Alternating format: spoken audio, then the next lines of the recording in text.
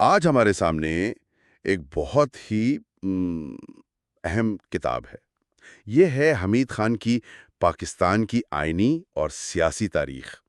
ہمارا مقصد صرف اس کا تعارف نہیں، بلکہ اس میں غوطہ لگا کر وہ کہانیاں نکالنا ہے جو پاکستان کے، آپ کہہ لیں، 1947 سے 2013 تک کے سفر کی وضاحت کرتی ہیں۔ جی بالکل، اور اس کتاب کا جائزہ اس لیے بھی خاص ہو جاتا ہے کہ اس کے مصنف حمید خان صاحب وہ خود اس کہانی کا ایک کردار رہے ہیں۔ صحیح۔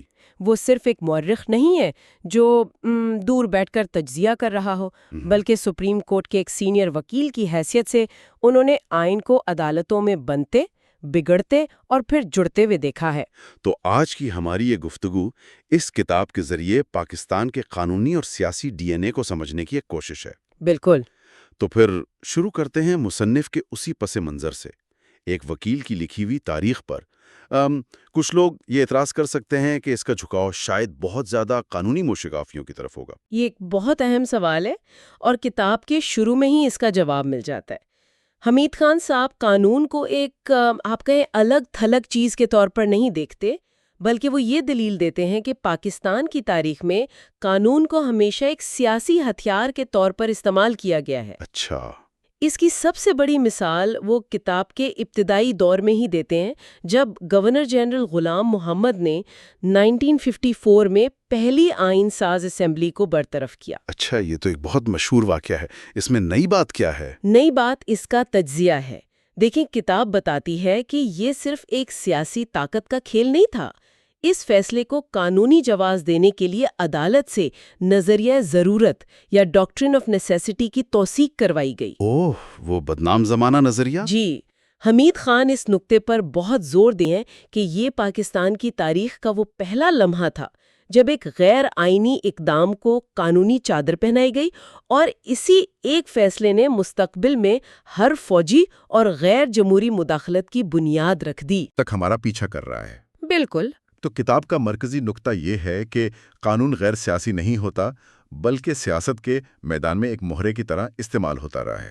یہ تو واقعی ایک دلچسپ زاویہ ہے۔ اور یہی گہرائی شاید کتاب کے عنوان میں بھی نظر آتی ہے، جس میں صرف سیاسی نہیں بلکہ آئینی تاریخ کا بھی ذکر ہے۔ یہ دونوں ساتھ ساتھ کیوں؟ کیونکہ پاکستان کی کہانی ان دونوں دھاروں کے ٹکراؤ اور ملاپ کی ہی کہانی ہے۔ کتاب کا ایک پورا حصہ آئینی ترقی کے موضوع پر ہے، لیکن یہ ترقی کوئی سیدھی لکیر نہیں ہے، یہ ایک جنگ کی داستان ہے۔ جنگ کی داستان؟ جی، مثال کے طور پر ہم سب جانتے ہیں کہ 1956 کا آئین ناکام ہو گیا تھا۔ عام طور پر کہا جاتا ہے کہ سیاسی قیادت نااہل تھی، لیکن حمید خان اس کی گہرائی میں ہیں۔ وہ ہیں کہ آئین کی ناکامی کی ایک بڑی وجہ 1 یونٹ کی اسکیم تھی، جس کے ذریعے مغربی پاکستان کے تمام صوبوں کو ملا کر ایک صوبہ بنا دیا گیا تھا۔ ہاں، تاکہ مشرقی پاکستان کی جو عددی برتری تھی اس کو متوازن کیا جا سکے۔ بالکل۔ کتاب اس اسکیم کے پیچھے کی سیاسی سودے بازی اور علاقائی نفرتوں کو بے نقاب کرتی ہے۔ وہ بتاتی ہیں کہ کس طرح پنجاب کی قیادت نے چھوٹے صوبوں کے خدشات کو نظر انداز کیا، اور کس طرح بنگالی قیادت نے اسے اپنے خلاف ایک سازش کے طور پر دیکھا۔ یہ سیاسی لڑائی اتنی شدید ہوئی کہ اس نے آئین کے پورے ڈھانچے کو ہی کمزور کر دیا اور بالآخر 1958 کے مارشل لا کی راہ ہموار کر دی۔ تو یہ کتاب یہ ثابت کر رہی ہے کہ ہمارا آئین اس لیے ناکام نہیں ہوا کہ اس میں کوئی قانونی خامی تھی، بلکہ اسے سیاسی عزائم نے ناکام بنایا۔ تو اس کا مطلب ہے کہ کتاب کا بنیادی مقدمہ یہ ہے کہ پاکستان کے آئین ناکام نہیں ہوئے، انہیں سیاست دانوں نے ناکام کیا ہے۔ یہ تو بہت بڑا الزام ہے۔ جی، اور یہ الزام وہ ثبوت کے ساتھ ہیں، لیکن وہ کہانی کا دوسرا رخ بھی دکھاتی ہیں۔ جب ہم 1973 کے آئین پر آتے ہیں، جسے ایک متفقہ دستاویز کہا جاتا ہے، تو حمید خان اس اتفاق رائے کے پیچھے کی کہانی بیان کرتے۔ اچھا، کتاب میں کچھ بہت دلچسپ واقعات کا ذکر ہے کہ کس طرح ذوالفقار علی بھٹو نے اپوزیشن رہنماؤں، خاص طور پر ولی خان کے ساتھ پس پردہ مذاکرات کیے۔ ان میں سے کچھ ملاقاتیں تو آدھی رات کو چائے کے کپ پر ہوئیں، جہاں آئین کے سب سے متنازع نکات جیسے صوبائی خود مختاری پر اتفاق کیا گیا۔ واہ! یہ تفصیلات بتاتی ہیں کہ آئین سازی صرف پارلیمان کے اجلاسوں میں نہیں ہوتی، بلکہ غیر رسمی بات چیت اور ذاتی تعلقات سے بھی اس کی راہ ہموار ہوتی ہے۔ یہ واقعی تاریخ کو زندہ کر دیتا ہے۔ یہ ہمیں خشک قوانین سے نکال کر ان کمروں میں لے جاتا ہے جہاں یہ فیصلے ہو رہے تھے۔ اس سے ہم ان شخصیات پر آتے ہیں جن کا ذکر کتاب میں ہے۔ ظاہر ہے کہ کتاب صرف دستاویزات کا مجموعہ نہیں ہے، بلکہ ان لوگوں کی کہانی ہے جنہوں نے تاریخ بنائی یا بگاڑی۔ کیا کوئی ایسی شخصیت ہے جسے حمید خان ایک نئے یا غیر روایتی انداز سے پیش کرتے ہیں؟ غلام محمد کے علاوہ جسٹس منیر کا کردار بہت اہم ہے۔ عام طور پر تاریخ میں انہیں ایک ولن کے طور پر پیش کیا جاتا ہے، جنہوں نے نظریہ ضرورت کو قانونی حیثیت دی۔ جی بالکل۔ حمید خان ان کے کردار کا زیادہ نیوانسڈ یعنی باریک بینی سے تجزیہ کریں۔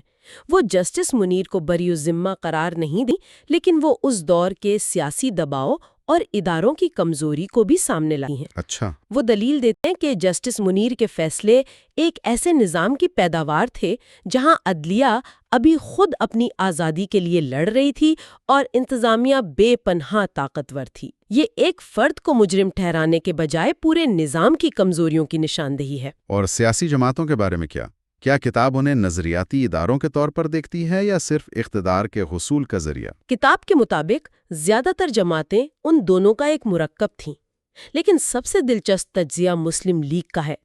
حمید خان لکھتے ہیں کہ قائد اعظم کے بعد مسلم لیگ کی قیادت ایک بنیادی غلطی کر بیٹھی۔ وہ کیا تھی؟ وہ یہ سمجھنے میں ناکام رہی کہ ایک تحریک اور ایک حکمران جماعت میں کیا فرق ہوتا ہے۔ اچھا۔ تحریک کا کام ملک بنانا تھا، جو ہو گیا، لیکن حکمران جماعت کا کام ملک چلانا اور ایک نیا سیاسی نظام وضع کرنا ہوتا ہے۔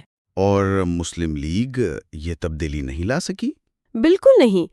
وہ اندرونی جھگڑوں اور اقتدار کی کشمکش میں اتنی الجھ گئیں کہ وہ ایک مضبوط سیاسی ڈھانچہ بنانے میں ناکام رہی۔ کتاب یہ دلیل دیتی ہے کہ اسی سیاسی خلا کو پاکستان کی طاقتور بیوروکریسی اور فوج میں پر کیا، جو انگریزوں کا بنایا ہوا ایک منظم نظام تھا۔ تو یہ صرف مسلم لیگ کی ناکامی نہیں تھی، بلکہ یہ پاکستان کے مستقبل کے سیاسی راستے کا تعین کرنے والا ایک فیصلہ کن لمحہ تھا، جس کے اثرات آج تک محسوس کیے جاتے ہیں۔ جی بالکل۔ یہ تمام باتیں ہمیں کتاب کے آخری اور سب سے اہم موضوع کی طرف لاتی ہیں، جمہوریت کا عمل۔ یہ ایک ایسا موضوع ہے جو آج بھی پاکستان میں سب سے زیادہ زیر بحث ہے۔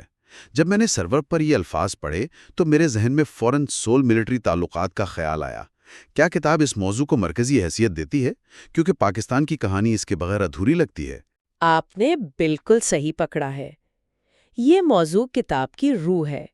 حمید خان صاحب اپنے قانونی پس منظر کی وجہ سے اس مسئلے کو ایک منفرد زاویے سے دیکھتے ہیں۔ وہ صرف سیاسی واقعات بیان نہیں کرتے، بلکہ ان قانونی اوزاروں کا تجزیہ کرتے ہیں جو فوجی مداخلتوں کو جواز فراہم کرنے کے لیے استعمال ہوئے۔ مثال کے طور پر؟ مثال کے طور پر PCO یعنی پروویژنل کانسٹیٹیوشن آرڈر کا تصور۔ ہاں، وہ حکم نامہ جس کے تحت ججوں سے نیا حلف لیا جاتا ہے۔ جی، کتاب بتاتی ہے کہ یہ صرف ایک حلف نہیں ہوتا، یہ آئین کو معطل کر کے ایک متوازی قانونی نظام قائم کرنے کے مترادف ہے۔ اچھا۔ حمید خان تفصیل سے بتاتے ہیں کہ کس طرح ہر مارشل لاء کے دوران PCO کا استعمال کیا گیا اور کس طرح عدلیہ کے ایک حصے نے اسے قبول کر کے اس غیر آئینی اقدام کو قانونی تحفظ فراہم کیا۔ وہ یہ دلیل دیتی ہیں کہ پاکستان میں جمہوریت کی جنگ جتنی سڑکوں اور پارلیمان میں لڑی گئی ہے، اس سے کہیں زیادہ عدالت کے کمروں میں لڑی گئی اور اکثر ہاری گئی۔ یہ تو ایک بہت ہی تشویشناک سوچ ہے کہ نظام کے اندر ہی اس کو ختم کرنے کے قانونی راستے بنائے گئے ہیں۔ یہی اس کتاب کا مرکزی تضاد ہے، اور یہ ان راستوں کو بند کرنے کی جدوجہد کی بھی داستان ہے۔ کتاب کا اختتام 2013 میں ہوتا ہے، اور اس سے کچھ عرصہ پہلے منظور ہونے والی 18ویں ترمیم کا ذکر بہت اہم ہے۔ صحیح۔ حمید خان اسے ایک بڑی کامیابی قرار دیتی ہیں، کیونکہ اس ترمیم کے ذریعے آئین کو معطل کرنے کے عمل کو سنگین غداری قرار دیا گیا اور اس کی توثیق کرنے پر بھی پابندی لگا دی گئی۔ یہ ان قانونی چور دروازوں کو بند کرنے کی ایک سنجیدہ کوشش تھی۔ جی، جن کا ذکر کتاب میں بار بار آتا ہے۔ تو اس تمام گفتگو کا خلاصہ یہ ہے کہ حمید خان کی یہ کتاب محض تاریخ کا ایک بیانیہ نہیں ہے۔ یہ ایک طرح سے پاکستان کے آئینی اور سیاسی نظام کا ایک پوسٹ مارٹم ہے، جو ایک ایسے شخص نے کیا ہے جو خود آپریشن تھیٹر میں موجود رہا ہے۔ بالکل درست کہا۔ یہ کتاب آئینی نظریات، اور سیاسی حقیقتوں کے درمیان جاری اس نہ ختم ہونے والی کشمکش کی کہانی ہے جو پاکستان کی تقدیر کا فیصلہ کرتی آئی ہے۔ اور یہیں سے اس کتاب کا سب سے دلچسپ پہلو سامنے آتا ہے۔ یہ 2013 پر ختم ہو جاتی ہے۔ یہ ایک ایسی جگہ پر رکتی ہے جب لگ رہا تھا کہ شاید جمہوریت نے اپنی جگہ بنا لی ہے، ایک جمہوری حکومت نے اپنی مدت پوری کی اور انتخابات کے ذریعے اقتدار منتقل ہوا۔ جی لیکن اس کے بعد کی دہائی تو شاید پاکستان کی تاریخ کی سب سے ہنگامہ خیز دہائیوں میں سے ایک تھی۔ جی، اور یہی وہ سوال ہے جو یہ کتاب ہمارے ذہنوں میں چھوڑ جاتی ہے۔ 2013 کے بعد ہم نے دھرنے دیکھے، پاناما کیس کے ذریعے ایک وزیر اعظم کی نااہلی دیکھی، حکومتوں کی تبدیلیاں اور اداروں کے درمیان ایک نیا ٹکراؤ دیکھا۔ تو سوچنے کی بات یہ ہے کہ اگر حمید خان اس کتاب کا اگلا باب لکھیں جو 2013 کے بعد کے واقعات کا احاطہ کرے، تو کیا وہ باب ایک نئی کہانی سنائے گا؟ یا وہ انہی پرانے نمونوں کو دہرائے گا جن کا ذکر انہوں نے پچھلے 66 سالوں کی تاریخ میں کیا ہے؟ کیا قانون کو سیاسی مقاصد کے لیے استعمال کرنے کے طریقے بدل گئے ہیں یا صرف مزید پیچیدہ اور جدید ہو گئے ہیں؟ یہ کتاب ہمیں اس سوال پر غور کرنے پر مجبور کرتی ہے کہ کیا پاکستان کی تاریخ ایک دائرے میں سفر کر رہی ہے یا وہ واقعی آگے بڑھ رہی ہے۔ You are watching Legal Gupshup and GK with MD, your source for legal, historical, and breaking news. Don't forget to like, subscribe, and share for more informative content.